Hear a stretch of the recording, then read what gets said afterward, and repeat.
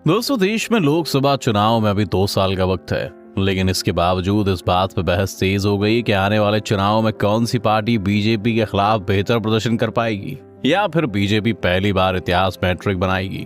लेकिन अगर अभी देश में ऑपोजिशन पार्टी को गौर से देखें तो वह अभी अलग अलग मुद्दों पर बटी हुई है और इधर बीजेपी ने 2024 के लिए प्लान बनाना शुरू कर दिया है। यहाँ तक कि अमित शाह ने तो अगले लोकसभा चुनाव में भी पीएम मोदी को ही प्रधानमंत्री पद का उम्मीदवार घोषित कर दिया है, जिसके लिए पूरा बीजेपी का कुनबा अगले आम चुनाव के लिए एक तरह से मिशन मोड में आ चुका है, जिसे ऐसे समझा जा सकता है कि पार्टी के दिग्गज नेताओं का बड़े राज्यों का दौरा शुरू हो चुका है और तो और पार्टी के वर्कर्स को भी अपने अपने टारगेट दिए जा रहे हैं। यानी जीत कैसे मिले, जीत के लिए प्रयास कितना हो, उसकी तैयारी शुरू हो चुकी है और ये टारगेट किसी और ने नहीं बल्कि अमित शाह ने कार्यकर्ताओं को दिया है। दरअसल बीजेपी ब्रांड मोदी को भुनाने के लिए पूरी तरह से तैयार दिख रही है। वो तो दूसरी तरफ ऑपोजिशन पार्टी जहां आपसी मतभेद कोई पाटने में लगे हुए हैं, तो वहीं बीजेपी अपने अलायंस को साधते हुए अपने सबसे बड़े ब्रांड के साथ मैदान में उतरने की शुरुआत कर चुकी है। लेकिन अब अगर इस सवाल पर गौर करें कि क्या 2024 में भी मोदी रहेंगे और आखिर ऐसा क्यों,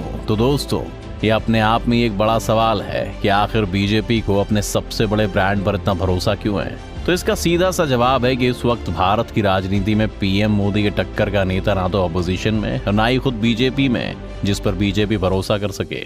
दूसरी बात पर अगर नजर डालें तो पीएम मोदी की लोकप्रियता अभी भी पूरे देश में सब पर भारी है। वैसे भी भगवा दल अपने सबसे बड़े जिताऊ नेता के साथ मैदान में उतरकर जीत के लिए बरकरार रखना चाह रही है। उधर विपक्ष राष्ट्रपति चुनाव से लेकर उपराष्ट्रपति चुनाव तक में बिखरा बिखरा नजर आ रहा है। ऐसे में मजबूत मोदी के सामने विपक्ष फिलहाल तो छितराया नजर आ रहा है। यानी बीजेपी के 2024 में भी मोदी के पीछे एक बड़ा कारण ये भी है।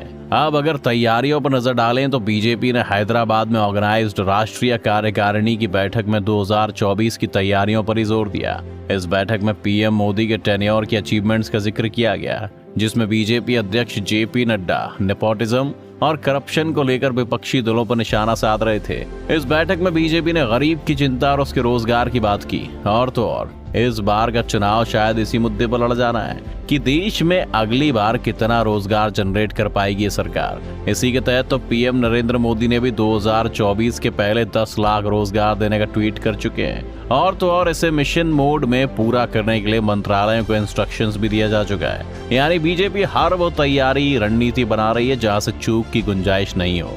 अब अगर अपोजिशन को खोजने की कोशिश करें तो पहले तो वही नजर नहीं आ रहा है, लेकिन जितनी किताबी पार्टियां हैं उनसे बनने वाला अपोजिशन बिल्कुल कमजोर दिख रहा है। वैसे भी 2014 और 2019 के लोकसभा चुनाव में मोदी के सामने विपक्ष बिल्कुल बिखर गया था। यही कारण था कि उस वक्त मोदी की अपील और विपक्षी बिखराव ने बीजेपी की जीत को आसान कर दिया था। देश का बड़ा विपक्षी दल कांग्रेस अभी अपने सबसे मुश्किल हालात से गुजर रहा है। दूसरी तरफ अलग अलग राज्यों में जो रीजनल पार्टीज हैं उनमें और कांग्रेस में कंपैटिबिलिटी नहीं है। ऐसे में मोदी बनाम ऑल में मोदी का पलड़ा भारी दिख रहा है। हो सकता है कि आने वाले वक्त में चीजें थोड़ी बदलें, लेकिन क्या वो मजबूत बीजेपी को टक्कर दे पाएगी, ये देखने वाली बात होगी। अब बीजेपी को तो ये पता है कि ये चुनाव भले ही अपने दम पर जीत लें, लेकिन उसके बावजूद भी वो अपने अलायंस पार्टी पर भी पूरा ध्यान दे रही हैं। इसीलिए कहा जा रहा है कि जहां कांग्रेस समेत विपक्षी दल आपस में तालमेल नहीं बिठा पा रही हैं, वहीं बीजेपी अपने सहयोगी दलों को साधना शुरू कर चुकी है। माना जा रहा है कि आम चुनाव से पहले बीजेपी कुछ पुराने सहयोगियों को भी साथ जोड़ सकती है। यानी जीत के लिए पार्टी हर उस फॉर्मूले को अपनाने की तैयारी में जिससे जीत पक्की हो जाए। इसके लिए बीजेपी हर बार की तरह बड़े बड़े चेहरों को भी पार्टी में शामिल करने का काम कर चुकी है। जैसे कुछ दिनों पहले अमित शाह ने जूनियर एनटीआर से मुलाकात करने के बाद आने वाले समय में उन्हें बीजेपी का चेहरा बनाने की कवायद तेज हो गई है। उधर दूसरी तरफ कांग्रेस के बड़े चेहरे जैसे आनंद शर्मा, कपिल सिब्बल और अब गुलाम नबी आजाद का पार्टी छोड़ जाने से पता चल रहा है कि कांग्रेस की इंटरनल पॉलिटिक्स ही अभी तक सुधर नहीं पा रही है और हर बार की तरह इस बार भी पार्टी अध्यक्ष का चुनाव भी राहुल के चेहरे के आसपास ही चल रहा है, जिसका सीधा असर पार्टी के निचले कार्यकर्ताओं पर पड़ेगा, क्योंकि उनके हिसाब से तो उनके पास कोई नेता ही नहीं है और ये लड़ाई हर बार की है। 2024 आम चुनाव में तो अभी वक्त है, लेकिन ओपिनियन पोल में भी बीजेपी की वापसी की भविष्यवाणी की गई है। इंडिया टीवी मैट्राइस के ओपिनियन पोल के अनुसार अगर अभी चुनाव हो जाए तो बीजेपी बम्पर जीत के साथ वापसी करेगी। गुजरात से लेकर महाराष्ट्र तक में पार्टी को बड़ी जीत मिल सकती है। अब अगर ये सवाल करें कि क्या 2024 में पीएम मोदी की वापसी को रोकने के लिए बिखरा विपक्ष एकजुट हो पाएगा, तो इस पर एक्सपर्ट्स का अलग अलग मानना है। अलग अलग राज्यों में रीजनल पार्टी अलग अलग मुद्दों पर चुनाव लड़ती है।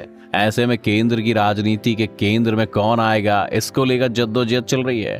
ममता बनर्जी के नेतृत्व वाली टीएमसी, शरद पवार की एनसीपी, आरजेडी, समाजवादी पार्टी जैसे कई दल कुछ मुद्दों पर साथ आने की कोशिश तो करते हैं, लेकिन ये सभी मिलकर सीधे पीएम मोदी को टक्कर देते फिलहाल नजर नहीं आते हैं। ऐसा इसलिए भी क्योंकि उपराष्ट्रपति चुनाव में टीएमसी ने वोट नहीं डालने का फैसला किया था। विपक्षी कैंडिडेट मार्गरेट अल्वा समेत पूरे विपक्षी दलों के लिए एक झटका था। अगर पूरा विपक्ष एकजुट हो पाएगा तभी बीजेपी के लिए थोड़ी मुश्किल हो सकती है। इस तरह से कांग्रेस को तो विपक्ष मानना ही अपने आप में मोदी की जीत की गारंटी है। इसलिए सभी पार्टीज को अगर एक मजबूत लोकतंत्र के लिए मजबूत विपक्ष तैयार करना है तो कहीं ना कहीं एक साथ तो आना ही पड़ेगा।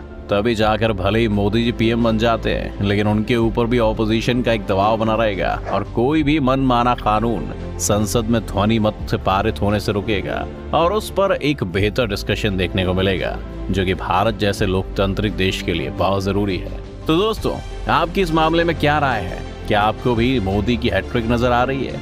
आप अपनी राय हमें कमेंट में जरूर बताएं। अगर आपको ये वीडियो पसंद आया हो तो इसे लाइक और शेयर करना ना भूलें और जाते जाते चैनल को सब्सक्राइब भी